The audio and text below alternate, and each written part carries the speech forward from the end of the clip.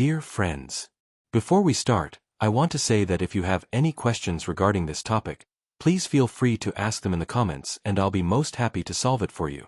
So in this video we will learn how to build a simple 2-transistor inverter circuit with enhanced AC output, suitable for most types of loads. Now let's understand how the circuit works. In the diagram we can see a very simple 50 to 60 Hz inverter which mainly uses just a couple of power transistor and a transformer for converting a 12 volts DC into a modified 220 volts or 120 volts AC output. This circuit is very easy to make and very cheap too, but still it can do many useful jobs.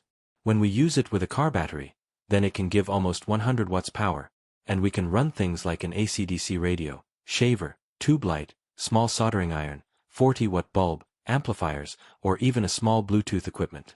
The main parts inside are just a normal step-down transformer and two ordinary 2N3055 power transistors. Even though this is a saturable core oscillator, we do not use any separate feedback winding. The feedback happens automatically through cross-connections just like a multivibrator.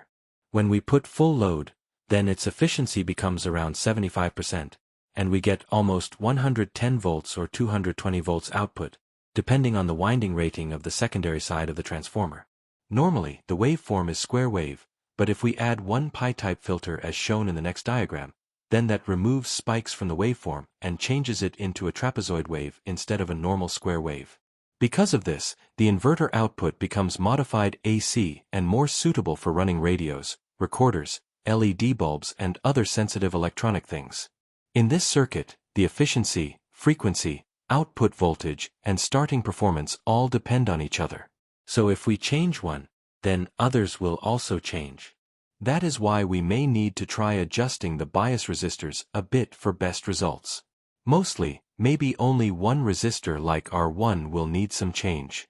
But we must keep the bias for both transistors nearly equal, otherwise the waveform will become uneven, transistors will heat unequally, and the circuit can behave wrongly or even get damaged. So that concludes our explanation on this simple 12 volts to 220 volts inverter circuit using just two 2N3055 transistors and a transformer.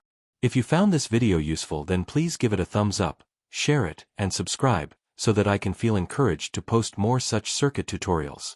Thank you for watching.